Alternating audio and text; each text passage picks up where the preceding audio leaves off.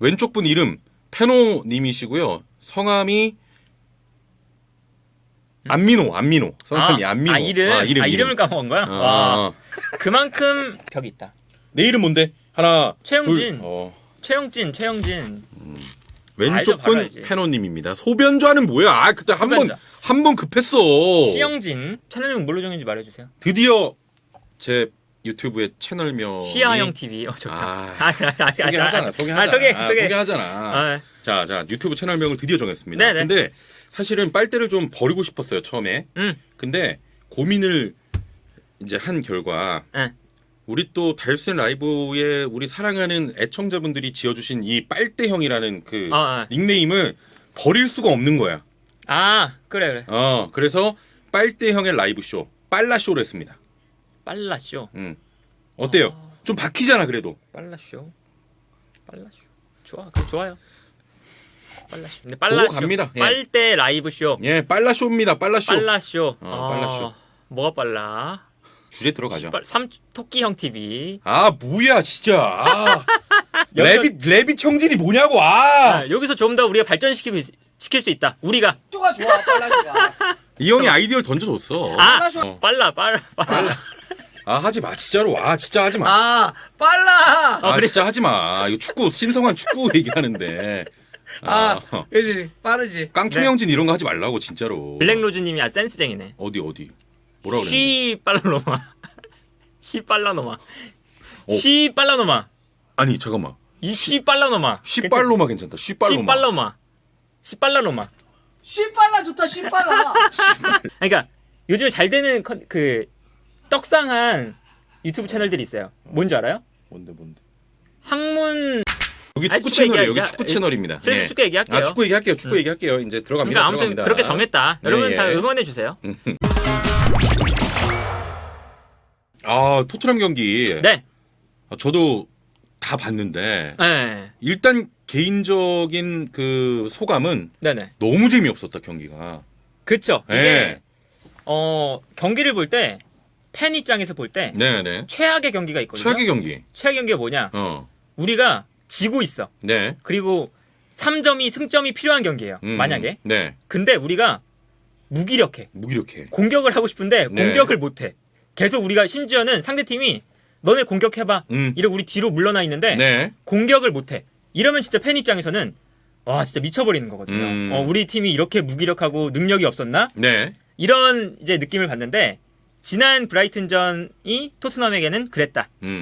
그렇습니다.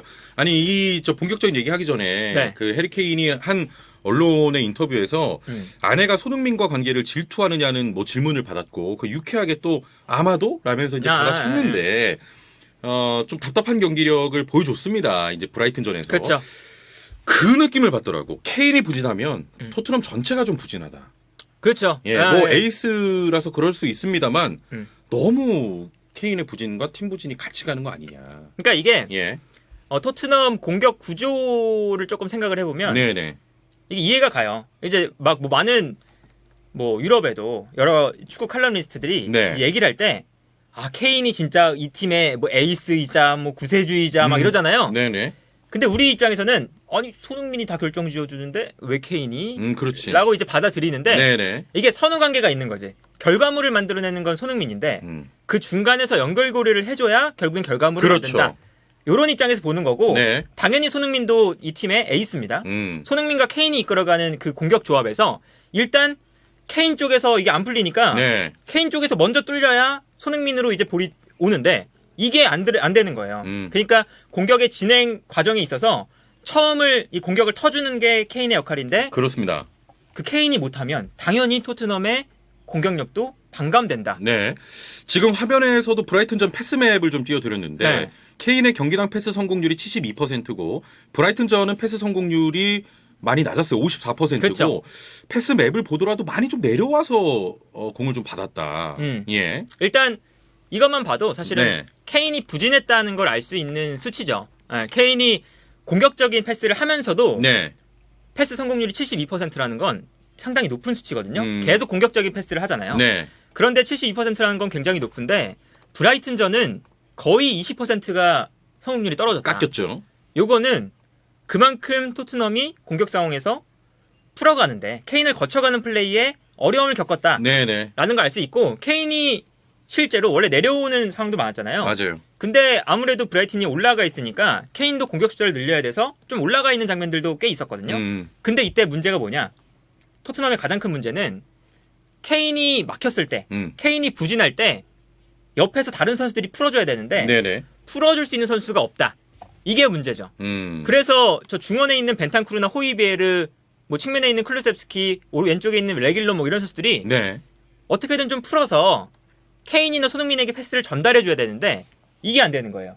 케인이 안 내려오면 패스 자체가 전방으로 안 올라간다. 네. 이게 문제인 거죠. 그래서 이 토트넘을 설명할 때 유일한 플레이메이커가 케인이다.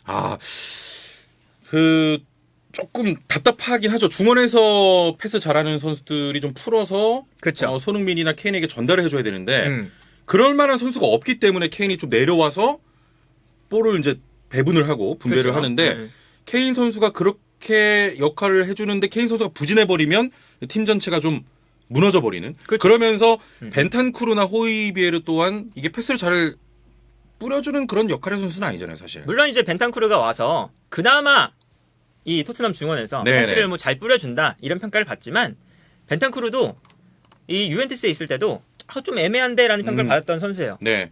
그리고 호이비에르도 마찬가지고 뭐 잘하는 선수들이지만 패스적인 능력치에 있어서는 이 리그에서 뭐 최고의 선수들은 아니란 말이죠. 그러다 보니까 이 패스맵을 보면 알 수 있죠. 케인과 손흥민으로 가는 패스가 거의 끊겨 있잖아요. 네네. 저거는 이제 중원에서 패스를 전개하는데 어려움을 겪었다. 그러니까 계속 후방에서만 볼 돌리고 있고 전방으로는 볼이 안 나가고 네네. 이런 답답한 경기 운영이 계속 됐던 거죠. 네. 그래서 이게 뭐 지금 사진으로도 좀 띄어져 있는데 플레이메이커가 없는 토트넘 그러면서 좀 에릭센 같은 선수가 네. 조금 그래서 생각나게 되는 에릭센의 이야기가 나오는 것도 네. 어느 정도 일리가 있는 얘기예요. 왜냐하면 에릭센이 떠난 이후에 에릭센의 역할을 할 수 있는 선수가 지금 토트넘에 단 한 명도 없었어요. 그러다 보니까 원래는 뭐 데스크 라인이 있을 때 네. 그때 이제 토트넘의 공격이 위력적이었던 건 에릭센도 내려오고 케인도 내려왔을 때 볼이 어떤 방향에서 나갈지를 팀이 예측하기가 어려운 거예요, 상대팀이. 그렇죠. 그러니까 에릭센도 뿌려주고 케인도 뿌려주고 하니까 공격이 좀 원활하게 그래도 잘 됐던 거거든요. 네. 그런데 에릭센이 빠지니까 이제 지금 토트넘은 케인 한 명만 플레이메이커다. 케인으로 거쳐가는 패스만 막으면 상대팀 입장에서는 케인만 막으면 손흥민의 결정력까지 우리가 막을 수 있다. 봉쇄할 수 있다. 아예 공이 글로 안 가니까 네. 이렇게 되는 거죠. 네. 그래서 이 경기의 그 토트넘 패스 어떤 횟수나 이런 걸 좀 살펴보면 전체 패스 횟수는 480대 499. 네. 그리고 공격 지역은 98대 167. 수비 지역에서는 오히려 토트넘이 201개 대 107개로 많았는데 그만큼 뭔가 공격 전개 중원에서 뭐가 안 풀리니까 계속 수비에서 좀 돌렸다 이런 의미 아니겠습니까? 이게 이제 보통 예. 공격이 안 풀리는 팀에게 나오는 수치예요. 네. 전체 패스 횟수는 사실은 한 20개 정도 차이니까 거의 비슷해요. 그리고 이제 점유율도 거의 비슷하거든요, 두 팀이.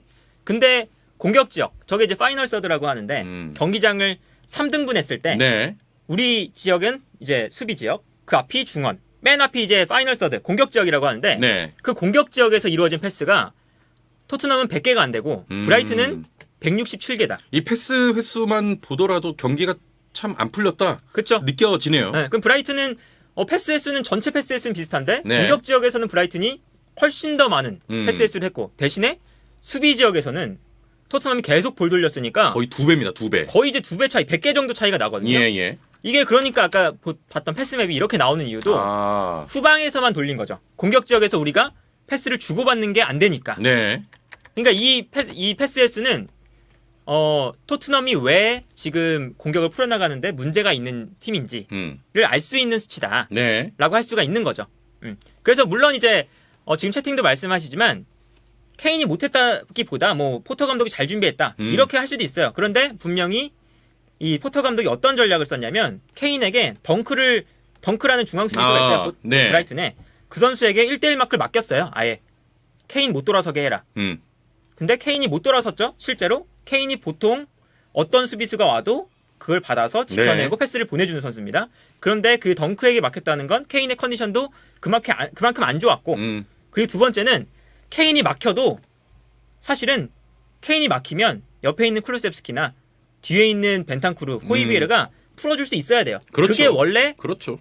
보통 팀에서 플레이메이커를 한 명만 두고 패스를 나가는 루트를 한 곳에만 두고 나가는 팀은 없거든요. 네.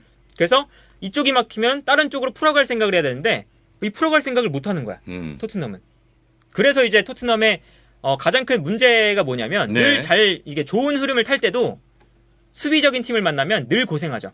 그렇습니다. 그래서 최근에 있었던 벌리와의 경기에서도 벌리가 네. 그냥 수비해버리니까 어쩔 줄 몰라가지고 이거 어떻게 공격해야 돼?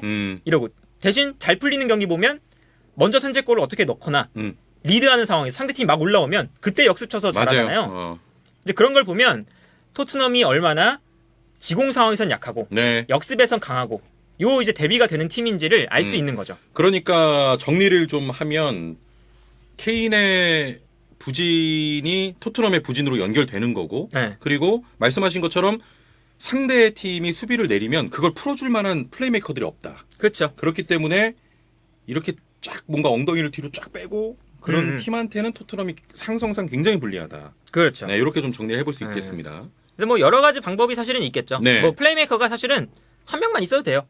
대신에 좌우 윙백이나 윙어들이 측면을 넓게 빠르게 그렇죠. 사용한다. 예. 그러면 이제 우리 첼시 경기를 보면 첼시가 시즌 초반에 정말 잘 나갈 때, 네. 그 리버풀 경기를 보면 두 팀은 중원에서 안 풀리면 그냥 계속 측면으로 보냈거든요. 그럼 리버풀 같은 경우는 아놀드와 로버트슨이 좌우 측면에서 넓게 벌려주면서 상대 측면 무너뜨리고 네. 정확한 크로스 올려주니까 그게 이제 풀어가는 방식이 또 하나 되는데 토트넘은 지금 윙백도 레길론, 에메르송 별로고 에메르송 별로고 네. 그리고 중원에도 호이비에르, 벤탄쿠르 못 풀어주고 그렇다고 쿨루셉스키나 손흥민도 지공 상황에서는 그렇게 그렇죠. 강점이 있는 선수들도 아니고 네. 하다 보니까 케인이 막히면 이 팀은 아무것도 못한다 라는 이제 인식이 박히는 거죠. 네.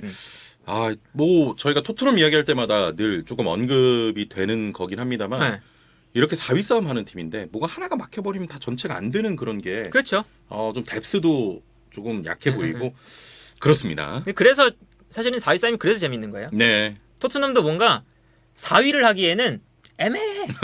근데 다른 팀도 그렇지. 아스날도 4위를 하기에는 애매하고 그래서 네가 가라 챔스 이런 얘기 나오잖아요. 맨유도 분명히 선수들은 좋은데 애매해. 네. 그래서 네. 다 애매. 서로 못하는 좀 뭔가 4위 유로파 느낌이 나는 팀들끼리 막 싸우니까 맞아요. 재밌다. 네, 그렇습니다. 자, 첫 번째 주제는 네. 여기까지 나눠보고요.